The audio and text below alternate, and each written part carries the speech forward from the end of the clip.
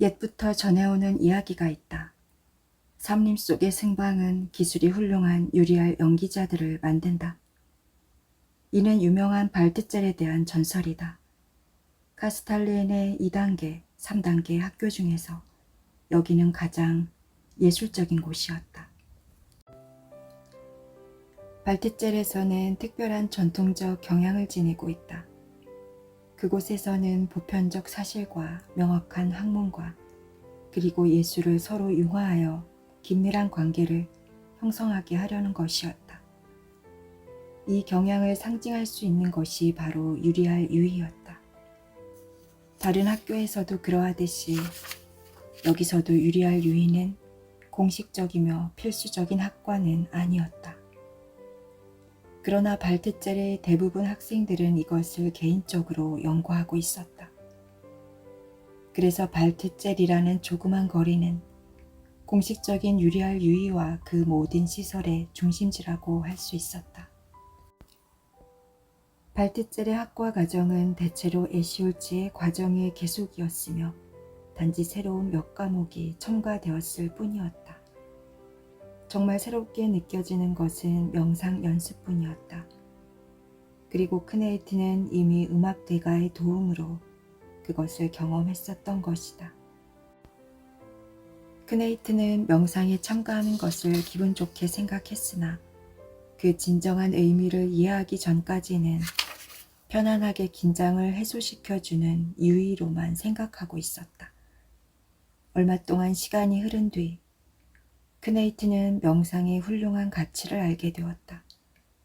발트젤의 교장은 오토 찌빈텐이라는 이름을 가진 특이하며 겁먹은 듯한 표정을 하고 있었다. 그는 그 당시 60살 정도였으며 이 교장의 아름다우며 격정적인 기록으로부터 우리는 크네이트에 대한 대부분의 정보를 얻을 수 있었다. 그러나 이 민감한 청년을 자극했던 것은 선생들이 아니고 학교의 친구들이었다. 특히 2명의 동급생과 긴밀하게 사귀었으며 많은 대화를 하였다. 그 하나는 발트젤에 온 지 얼마 되지 않아서 가까워진 카르르 헤르몬테다. 그는 크네이트와 같은 나이였으며 6세기 비파 현악기 양식에 대한 역사를 완전하게 한 사람이다. 후에는 음악 대가의 대리로서 교육국의 제2인자가 되었다. 학교에서의 그의 별명은 쌀벌레였으며 그를 모두 즐거운 친구로 여겼다. 크네이트와 헤로몬테는 서로 음악에 대하여 이야기하면서부터 우정이 시작되었고 그래서 오랜 동안 같이 연구를 하고 음악을 연주하기도 하였다. 발트젤에서는 처음 얼마 동안 크네이트는 음악 외에는 관심이 없는 듯 보였다. 유리알 유희와 본인의 뜻에 따라 수강하게 된 다른 과목을 음악에 전념하느라 가볍게 여기고 있었다. 그래서 1학기 말이 되자 교장 선생님은 그것에 대한 해명을 바랐다. 그러나 크네이트는 그런 것에 구애되지 않고 단호하게 학생의 입장과 권리를 주장했다. 선생님, 제가 지금 필수 과목을 도외시하고 있다면 꾸중을 하신다 해도 할 말이 없습니다. 그러나 저는 그렇지 않다고 생각합니다. 제게 주어진 자유시간을 제가 전부 음악에 할애한다고 해서 학칙을 어긴 것은 아닙니다. 저는 잘못이 없다고 생각합니다. 크네이트는 이렇게 완강히 버텼다. 찌빈텐 교장은 사태를 정확히 판단할 만큼 현명했으므로 더 이상은 추궁하지 않았다. 이같이 크네이트에게 있어서 특이한 학생 시기가 1년 반쯤 계속되었다. 성적은 중간을 유지했고 조용하나 반항적 기질을 보였으며 눈에 띄지도 않았으며 유별나게 친구를 사귀지도 않았다. 그 대신 보기 힘든 열정과 노력을 음악 연구에 보였으며 유리알 유희와 그 밖의 다른 과목은 모두 포기하고 있었다. 이러한 모습은 그가 사춘기를 맞았다는 것을 보여준다. 이때 그의 이성과의 만남은 그저 뜻하지 않은 일이었으며 그는 무척 수줍어했다. 크네이트는 이 시기에 많은 책을 읽었다. 특히 라이프니츠나 칸트, 낭만파의 책 등 독일 철학에 관심이 많았다. 그를 가장 매혹시킨 것은 헤겔이었다. 발트젤 학교에서 크네이트에게 커다란 영향을 미친 또 하나의 학생이 있다. 그는 종교단체에 가입하지 않고 단지 영재학교에서 공부만 하는 청강생이었다. 이러한 청강생은 흔하지가 않지만 가끔 찾아볼 수 있었다. 교육국에서는 종교단체에 가입하지 않고 속세의 가정으로 돌아가려는 학생의 교육은 중요하게 생각하지 않았기 때문이다. 예외가 되는 것은 카스탈리엔이 성립할 때쯤 카스탈리엔을 위해 많은 도움을 줄 몇몇의 옛 귀족 가문이었다. 그런 집안에서는 카스탈리엔의 영재학교에 자제를 입학시킬 수 있는 권리가 주어졌다. 단 자제가 그만한 자질과 능력을 갖추었을 때 한해서 해당된다. 이것은 마치 습관처럼 내려오고 있다. 이러한 청강생은 모두 학교 규칙을 따르고 있으나 방학이 되면 영재학교의 다른 학생들과는 달리 고향과 집으로 돌아갔다. 그래서 그들은 항상 숙세의 습관과 생각들을 지니고 있으므로 카스탈리엔에서는 언제나 손님이며 이방인이었다. 그러므로 다른 학생들과는 같을 수가 없었다. 앞으로 그들은 부모와 집, 세속적 생활과 직업, 결혼 등에 속하게 되는 것이다. 그들이 카스탈리엔에 감화되어 부모의 동의를 얻고서 종교단체에 가입하게 되는 경우는 드물었다. 그러나 우리나라 역사를 통해 유명했던 몇몇 정치가들은 카스탈리엔의 청강생이었다. 크네이트보다 몇 살 위인 플리니오 데시뉴리는 바로 그런 청강생이었다. 그는 훌륭한 재능을 지녔으며 특히 토론과 웅변에서는 뛰어났으나 찌빈텐 교장은 그 때문에 괴로움을 당하고 있었다. 그는 모범적인 학생이었으나 청강생이라는 자신의 위치를 생각하여 다른 학생들과 조용히 지내려고 하지 않고 자신의 카스탈리엔에 반대되는 세속적 신념을 거침없이 말하기 때문이었다. 그러니 이 두 학생의 독특한 관계는 당연한 일이었다. 그들은 둘 다 천부적인 재능을 지녔으며 학교 내에서 유명한 학생들이었다. 그러나 다른 면에서는 모든 것이 상대적이었다. 이런 면들이 그들을 친구로 만들었다. 이 결합으로 야기되는 문제들은 대립의 분석과 대립을 넘어서 종합이 필요했고 그러기 위해서는 높은 기술과 해안이 필요했다. 발트젤의 찌빈텐 교장도 이러한 능력을 충분히 지니고 있었다. 그도 천재를 귀찮아하는 사람은 아니었다. 그러나 두 학생은 교장을 멀리하고 있었던 것이다. 카스탈리엔의 이방인이며 혁명가를 자처하는 데시뇨리는 교장을 항상 꺼리고 있었고 크네이트는 예의 교장과의 대화 이후 원만한 관계가 되지 못하고 있었다.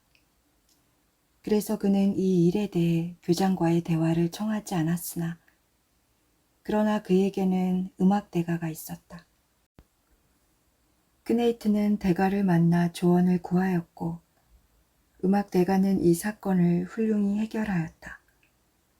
음악 대가의 지시로 크네이트에게 있어서 일생을 지배한 커다란 위험과 유혹이 표면적으로 나타나게 되었다.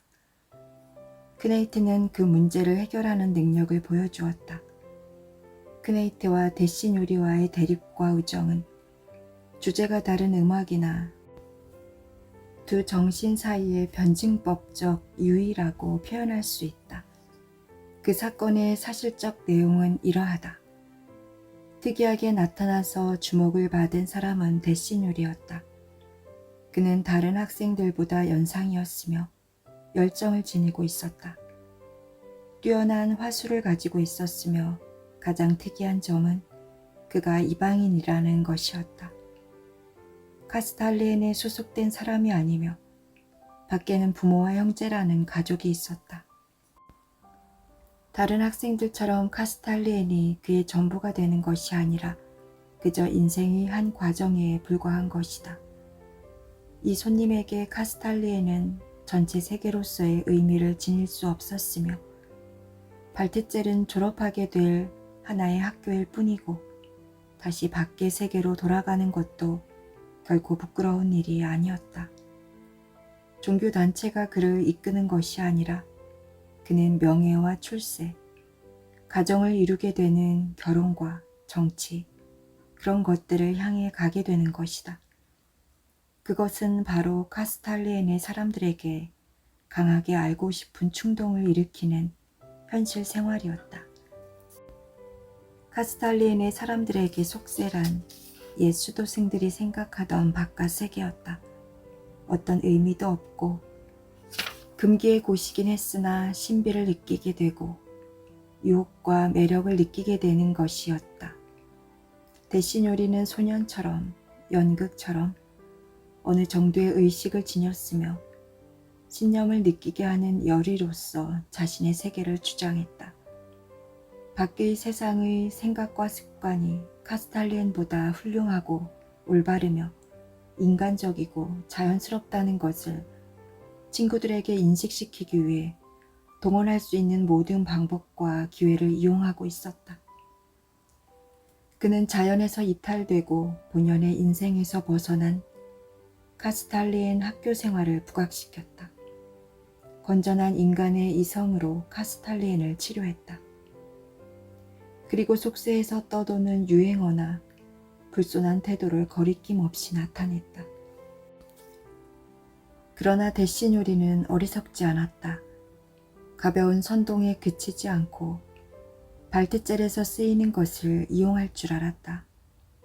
그는 카스탈리엔의 스콜라 학파적인 오만한 정신 자세를 꾸밈없는 속세의 생활과 비교하여 자신의 주장을 정당화했다. 그는 이 일을 행하기 위한 무기를 카스탈리엔적인 것을 사용함으로써 자신의 일을 더욱 완벽하게 수행하려고 한 것이다. 그는 높은 정신의 세계를 망가뜨려서 무식한 사람으로 보이는 것을 원치 않았다. 대신 요리가 여러 사람이 모인 가운데에서 이야기를 하고 있으면 언제부턴가 크네이트는 학생들 틈에 서서 조용히 듣고 있었다. 그런 것이 여러 번 반복되었다. 무엇인지 모르는 불안감 속에 미지의 세계에 대한 놀라움과 호기심으로 대신 요리의 이야기를 들었다. 그는 카스탈리엔에서 성스럽게 생각하고 권위를 부여한 모든 것을 비난했다. 크네이트에게는 절대적인 것들이 문제시되고 부정되며 대신 요리의 입을 통해 웃음거리가 되었다. 그러나 크네이트가 느끼기에는 대부분의 사람들이 대신 요리를 시장 바닥의 장사꾼 정도로 생각하고 그의 말을 인정하지는 않는 것처럼 보였다. 그러나 대신 요리 주위에 항상 모여있는 옛 친구들에게는 달랐으며 대신 요리가 그들의 중심이었다. 대신 요리의 말은 반대의 유무에 상관없이 사람을 끄는 유혹적인 것이었다. 그의 장황한 연설에 주위 사람들은 놀라기도 하고 웃기도 하였다. 크네이트도 마찬가지였다. 그 현란한 연설을 듣고 있자면 난간에 서 있는 듯한 불안을 느끼면서도 한편으로는 끌려 들어가는 자신을 느낄 수 있었다. 그 이야기가 단순히 재담이어서라기보다는 자신에게 특별한 관계가 있는 것처럼 들렸기 때문이다. 그 능란한 웅변가의 말에 진정으로 동조하는 것은 아니었으나 내심 의욕을 갖게 하는 이야기들이 있었다. 대신 요리의 이야기가 자신의 카스탈리엔적 확신을 흔들리게 하는 의욕을 일으킨다는 것을 알고 그 의욕 때문에 크네이트는 마음이 불편하였다. 처음에는 그저 순간적이었으며 불안감이었으므로 큰 문제는 아니었다. 갑작스런 충격과 양심의 아픔이었다. 그러나 맞이해야 할 순간이 있었고 그 순간은 당연히 다가왔다. 자기 이야기를 듣고 있는 사람들 가운데 한 학생이 자기 말을 자극이나 언쟁 이상으로 해석하는 것을 대신요리는 깨달았다. 말이 없는 귀엽고 얌전한 금발 소년이었으며 약간 수줍은 태도였다.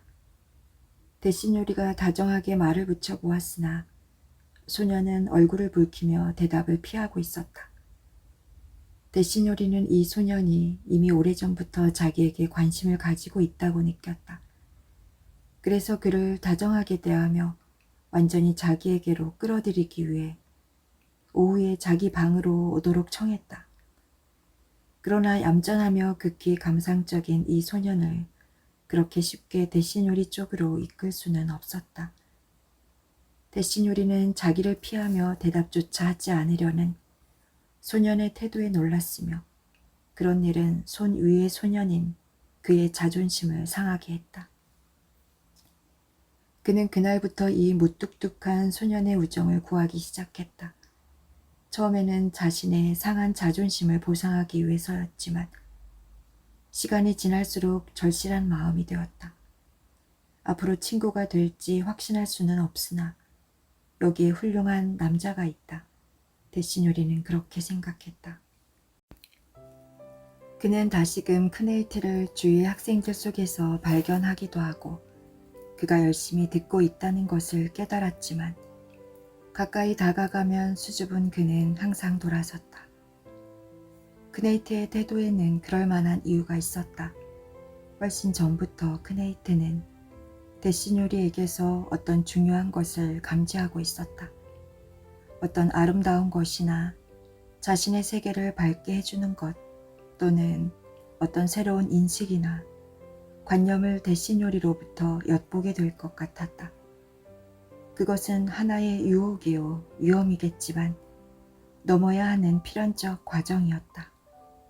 그는 이러한 자극과 의심에 대해서 자기 친구인 헤르몬테에게 이야기한 적이 있었다. 그러나 헤르몬테는 생각할 필요도 없다는 듯이 대신요리를 부정했다. 그리고는 다시 음악 연습에 열중했다. 크네이트는 대신요리가 그에게 접근해와서 친구가 되기를 원할수록 힘들고 주저하게 되었다. 그래서 크네이트는 자신에게 아버지이며 도움을 주는 신인 음악 대가에게 긴 편지로 충고를 청했다. 저의 친구가 되고 싶은 것인지 아니면 단순히 저하고 이야기하고 싶은 것인지 대신요리의 생각을 정확히 알 수는 없습니다. 저는 그저 이야기 상대나 되었으면 합니다. 그의 생각대로 된다면 저는 유혹에 빠지고 현재의 신분과 위치를 잃게 되며 카스탈리엔에 자리 잡고 뿌리를 내린 저의 생활은 부서지게 될 것입니다. 속세의 매력을 느낀다 해도 저에게는 카스탈리엔 이외에는 머물 곳이 없습니다. 그러나 대신요리의 서슴지 않은 이야기가 저에게는 자극이며 비록 그 이야기가 나의 신념을 방해하는 것이 아니라도 저를 혼란스럽게 합니다. 왜냐하면 존경하는 선생님에게 솔직히 말씀드리겠습니다만 그의 말 중에는 저로서도 간단히 부정할 수 없는 무엇인가가 존재하며 저를 향해 걸어오고 있습니다. 그가 저의 마음속에 어떤 자리에 호소하면 그 자리에서는 가끔 그의 말에 동조하고 따르려고 합니다. 그것은 자연의 소리입니다. 그리고 그것은 제가 받은 교육이나 저희들에게 젖어있는 생각들과는 많은 상이점을 보이고 있습니다. 대신요리는 우리 선생님과 대가들을 승려라고 부르며 우리 학생들을 누구나 마음대로 농락할 수 있는 거세된 짐승들의 집합이라고 부르고 있습니다. 물론 그 말은 너무 허풍스럽게 들립니다. 그러나 그 이야기에는 확실하지는 않지만 어떤 진실성이 깃들어 있는 것 같습니다. 그런 이야기들로 제가 이렇게 불안해지는 것이 그 증거가 아닌가 합니다. 그는 이렇게 말하고 있습니다. 유리알 유의는 이 세계를 문예란 시대로 되돌리는 것이며 예술과 학문을 해석한 문자를 무책임하게 다루고 있다. 단순한 연상이며 그저 추리일 뿐이다. 또한 카스탈리엔 사람들이 생산에 대한 신념을 포기한 것은 자신들의 정신적 신념과 태도가 아무런 가치가 없다는 것을 입증하는 것입니다. 예를 들면 음악의 모든 양식과 그 시대의 법칙이나 기교를 분석은 하지만 새로운 음악을 창조하지는 못하고 있습니다. 또한 핀다르나 괴테를 읽고 평을 할 수는 있으나 스스로 시를 쓰는 창작 활동은 기피하고 있습니다. 저는 이런 그의 비난을 그저 우스갯소리로 생각할 수는 없습니다. 그러나 그것은 그렇게 중요한 것도 저의 마음에 가장 아프게 상처를 주는 것도 아니었습니다. 그러나 그가 이렇게 말하는 것은 저를 정말 당황하게 합니다. 카스탈리엔 사람은 만들어진 노래하는 어린 새처럼 생활하며 스스로 빵을 얻을 줄도 모르며 생활을 위한 극한 싸움도 아픔도 느끼지 못합니다. 가난한 가운데 일하는 외부 세계에 대해서는 알지도 못하며 알려고 노력하지도 않고 그저 자신들의 호화스러운 생활의 준비에 급급합니다. 가장 존경하는 선생님이시여, 저는 당신의 친절과 호의를 너무 남용했는지도 모르겠습니다. 저는 선생님의 꾸중을 감수할 것입니다.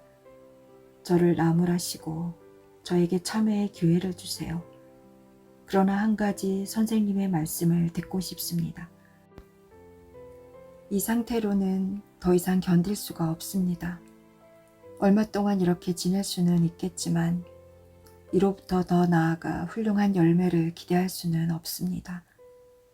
그러기에는 저는 너무 약하고 경험이 없습니다. 아마 제가 교장 선생님께 이러한 사실들을 모두 이야기하지 못하는 것이 가장 잘못된 점일 것입니다. 선생님께서 저에게 엄격히 그것을 명하시면 모르겠습니다. 그래서 저에게는 무척 어려워진 이 일을 선생님께 말씀드리고 선생님을 귀찮게 하게 되었습니다. 우리는 이러한 고백의 답을 어떤 기록으로 지니고 있지는 못하다. 그러나 이 대답은 직접 대화로 전달되었다. 크네이트의 편지를 받은 그 대가는 친히 발트젤에 나타났고 음악 시험을 지도했다. 그리고 이곳에 머물러 있는 동안 정성을 다해 어린 친구의 문제를 해결했다. 그것은 쉬운 일이 아니었다. 맨 먼저 대가는 크네이트의 학교 성적을 살펴봄으로써 그가 특히 선택 과목을 소홀히 하며 전체적으로 공부가 균형을 이루고 있지 못한 점을 알게 되었다. 크네이트의 학업에 대한 찌빈텐 교장의 견해는 옳은 것이었으므로 대가는 크네이트가 그것을 교장 선생님 앞에서 인정하게 하였다. 대신 요리에 대한 문제는 크네이트가 취할 행동에 대해 자세히 지시했고 이 문제를 찌빈텐 교장과 의논하는 데까지는 이르지 못했다. 그 결과로 대신 요리와 크네이트 사이에는 그들과 같이 지냈던 사람들로서는 잊을 수 없는 교묘한 대담이 벌어지게 되었고 크네이트와 교장 사이의 관계는 새로운 것이 되었다. 그 관계는 대가를 대하듯이 정답고 신비스러운 것은 아니었지만 서먹함이 풀리고 새로운 신뢰감을 갖게 되었다. 데시뇨리와의 관계에 있어서 크네이트가 하게 된 역할은 그의 전 생애에 결정적인 영향을 주었다. 선생들로부터의 간섭이나 감시 없이 데시뇨리와 우정을 나누고 그 영향과 공격에 맞서게 되었다. 오디소이스의 아들 텔레마의 스승인 멘테오르에 비할 수 있는 그 음악대가한테서 받은 그의 임무는 그러한 비판자로부터 카스탈리엔을 우호하고 그 견해에 대한 논쟁을 가장 높은 수준으로 이끌어 올리는 데 있었다. 친구이며 논쟁의 상대가 된 두 사람은 널리 알려져서 모두 그것을 들으려고 모여들었다. 대신요리의 공격적이며 풍자적인 어조는 더 한층 세련되어서 그의 표현은 잘 다듬어지고 책임을 띠게 되었으며 그의 비판은 더 한층 구체적이었다. 지금까지 그는 이 논쟁에 있어서 인기가 좋은 편이었다. 그는 속세에서 온 이방인이었으며 세상의 경험과 공격 방법을 알고 있었으며 무척 자유스러웠다. 자기 집에서 어른들과 대화를 가졌던 일이 있기 때문에 세상의 카스탈리엔에 대한 불평을 듣고 있었다. 그러나 이번 크네이트와의 논쟁을 통해 자신이 카스탈리엔의 누구보다도 세상을 잘 알고 있으나 카스탈리엔을 내 집이며 고향이며 자기 운명으로 생각하는 카스탈리엔 사람만큼 카스탈리엔과 그 정신을 잘 모르고 있다는 것을 깨닫게 되었다. 대신 요리는 깊은 생각을 통하여 자신은 손님이요 카스탈리엔의 사람이 아니라는 것과 외부 세계에 있는 역사와 자연을 향한 이치가 역시 이 교육국 안에서 수세기를 거쳐 다듬어지고 있다는 것을 인정하게 되었다. 카스탈리엔은 크네이트라는 대변자로 하여금 그들의 전통과 자연을 보여줌으로써 자신에게 존경을 요구하고 있다는 것을 알게 되었다. 크네이트로서는 카스탈리엔에 속해 있으면서 카스탈리엔의 생활을 올바로 보내는 것은 문제되는 것이 아니었다. 전설적이며 오락도 신문도 고통이나 굶주림도 없는 생활, 그런 삶을 산다고 해서 문제가 되는 것은 아니었다. 영재학교 학생들은 노력하지도 않고 성실하지도 못하다고 대신요리는 비난하고 있다.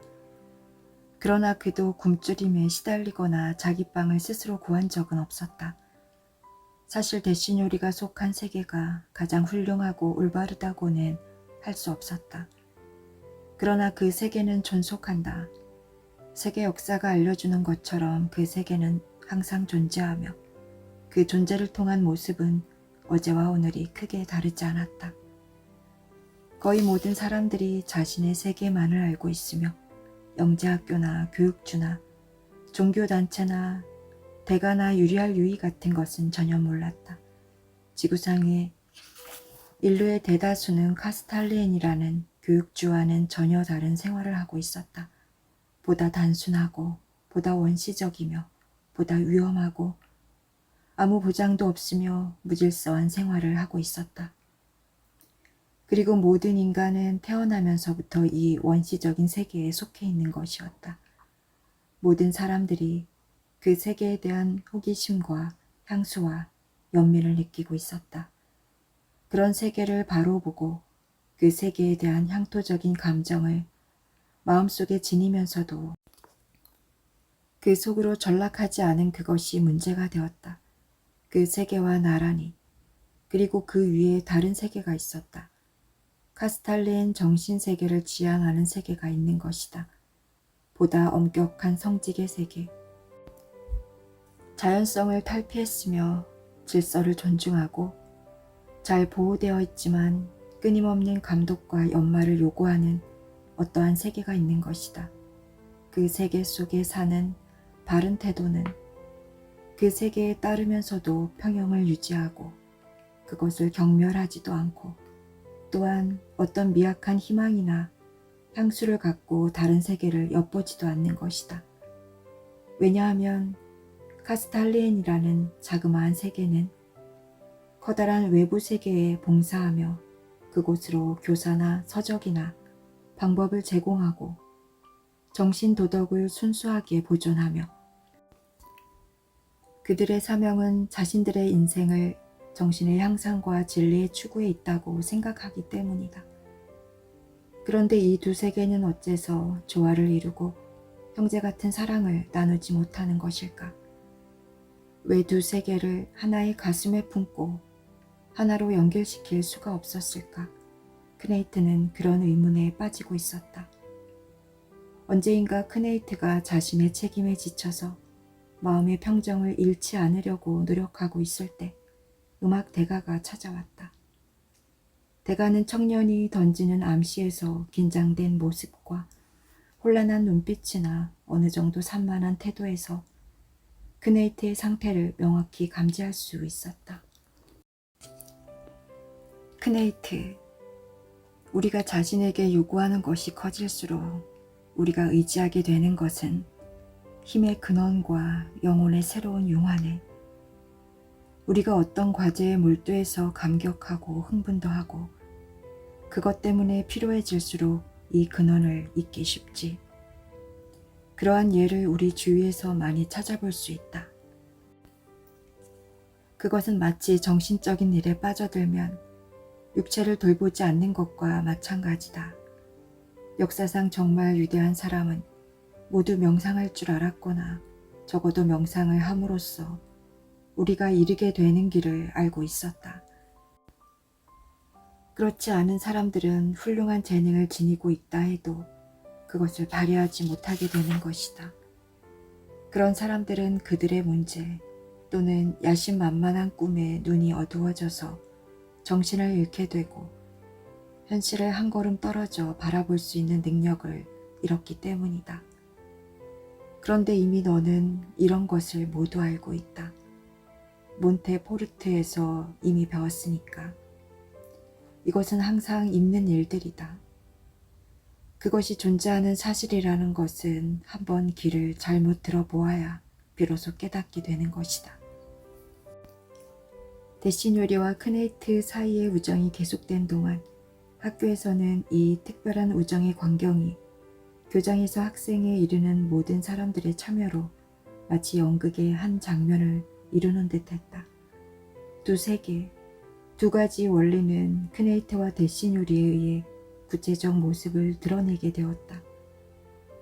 서로에게 그것은 자극이었다. 그 순간순간의 논쟁은 모든 사람이 참여하는 대표적이며 엄숙한 투쟁이었다.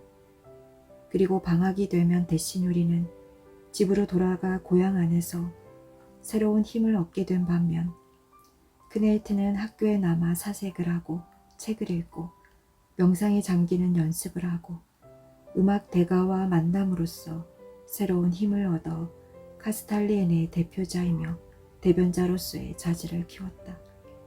그는 어린 시절 고향에서 최초의 소명을 받았다. 지금 또 다른 소명을 경험한 것이다. 이 몇 해 동안 그는 단련을 거듭해서 완전한 카스탈리엔 사람이 되었다. 유리알 유이의 초보적인 수업은 이미 끝마치고 방학 동안에 어떤 연기 지도자의 지도로 개인의 유리알 유이를 고안하기 시작했다. 그는 그것으로부터 생명의 기쁨과 평정을 위한 가장 훌륭한 근원을 발견했다. 그것은 즐거운 일이 아니었다. 카를로 헤르몬테와 챈바로와 클라비코드의 연습을 지루한 줄도 모르고 유리알 유이의 깊은 세계에 첫 발을 내딛게 된 것이다. 그것은 상쾌함이며 기쁨이었다. 상대방으로 하여금 자극을 받고 변화를 겪은 것은 데시누리도 마찬가지였다. 교육적 견지에서의 투쟁 수단을 논쟁화하는 바람직한 변화 말고도 논쟁과 대화를 통해 데시누리는 천천히 카스탈리엔의 사람으로 변모하고 있었다. 그리고 그의 논쟁 상대를 통해 카스탈리엔이라는 교육주의 정신을 정확하고 생생하게 알게 된 것이다. 학생 시절이 끝나던 해에 그들은 유리알 유이의 상급반 학생들 앞에서 수도 생활과 그 위험에 관한 명쾌한 논쟁을 2시간 동안 진행했다. 그리고 나서 데시뇨리는 크네이트를 끌고 산책을 나가서 자신의 심정을 사실 솔직히 털어놓았다. 크네이트, 나는 오래전부터 눈치채고 있었단다. 너는 카스탈리엔이 부여한 너의 임무를 훌륭히 수행하고 있지만 너는 유리알 유이 연기자도 이 주위의 적절한 성인도 아니라는 걸. 우리는 자신의 입장을 대변하는 상대적 위치에 서서 대중 앞에 나선다. 우리의 공격의 목표는 훌륭하다. 그리고 나름대로 정당한 가치를 지니고 있다. 너의 자리는 정신의 교육적 입장이고 나는 자연스러운 생활을 옹호하는 입장이다. 너는 자연스러운 생활의 그릇된 점을 찾아내어 공격하였다. 자연스러운 생활에 정신적 교육이 첨가되지 않는다면 결국 무질서와 동물적 생활에 빠지고 말 것이라는 것이 너의 공격이다.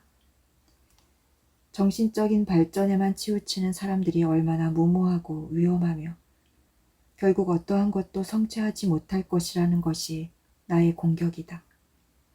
결국 각기 옳다는 길을 가야 한다. 너는 정신을 쫓아, 나는 자연을 쫓아서 말이다. 그러나 너는 이것을 모른다. 너는 내가 무조건 카스탈리엔을 반대한다고 생각한다. 잠시 여기서 몸담고 있으나 근본적인 견지에서 그런 것들을 불필요하게 여기고 있다고 생각한다. 크네이트, 나의 친구. 만약 내가 단순히 그렇게 여기고 있다면 그것은 틀린 것이다. 너에게 솔직하게 말한다면 나는 카스탈리엔의 성직제도에 대해 어리석은 사랑을 지니게 되었고 그것에 대해 간혹 깊은 매력을 느끼기도 한다. 그리고 또 하나, 몇 달 전 나는 잠시 집에 갔었다. 그때 아버지와 긴 대화를 가졌고 아버지는 만약 내가 원한다면 졸업하고도 카스탈리엔에 남아 종교단체에 들어가는 것을 허락하셨다. 요사이 나는 다른 자각을 하게 되었으므로 아버지의 허락은 나를 무척 기쁘게 했다. 그러나 내가 카스탈리엔에 남는다는 것은 하나의 도피다. 물론 값진 도피일 수도 있다. 그러나 그것은 부정할 수 없는 현실에서의 도피, 바로 그것이다. 나는 세속의 사람이 되더라도 카스탈리엔을 항상 생각하고 고맙게 생각할 것이다. 그리고 여기서 행하던 수업을 밖에서라도 계속하려고 노력하며 매년의 유리알 유의에도 너희와 같이 참석할 것이다. 데시누리의 말에 크네이트는 적잖은 감사를 느꼈다. 데시누리가 발테젤의 사냥 과정을 끝내고 세속으로 돌아갈 때 그는 크네이트를 방학 동안 초대하는 아버지의 편지를 교장에게 전했다. 그러나 그것은 어려운 일이었다. 간혹 연구를 위하여 방학 동안 다른 주에 머무는 것은 허용될 수 있으나 더구나 학생인 그에게 그런 휴가는 가능하지 않았다. 그것은 수련을 위해 떠나는 연구생들에게만 허락되는 일이었다. 언젠가 꼭 다시 초대하겠어. 우리 집 사람들을 만나서 우리들도 인간이며 속세의 일개의 장사꾼이 아니라는 걸 알게 하겠어. 너와 헤어지게 되어서 진정으로 섭섭하다, 크네이트. 너의 이름은 사환이라는 뜻이니 학자의 조수보다는 승려가 되는 것이 좋을 거야. 너에게는 성직 제도가 적합하다는 생각이 드는구나. 어서 빨리 출세하도록 해. 내가 장담하건대 너는 분명히 미래의 대가의 한 사람이 될 거야. 크네이트는 주체할 수 없는 이별의 감정이 쌓여서 말했다. 그래, 실컷 비웃어봐. 나는 너처럼 아청가는 못돼. 내가 한 직장에 자리를 잡고 있을 때면 너는 대통령이나 사장이나 대학 교수가 되어 있을 거야. 우리와 카스탈리엔을 잊지 마. 항상 생각하고 밖에 사람들이 농담거리로 삼는 카스탈리엔에 대해 그들보다 잘 아는 사람이 속세에 있어야 해. 크네이트와 데시누리는 악수를 했다. 그리고 데시누리는 자기 세계로 돌아갔다. 카스탈리엔의 대변자로서 사람들 앞에 나서는 그의 역할이 갑자기 끝나고 그의 발트젤의 나머지 1년은 조용히 흘러갔다.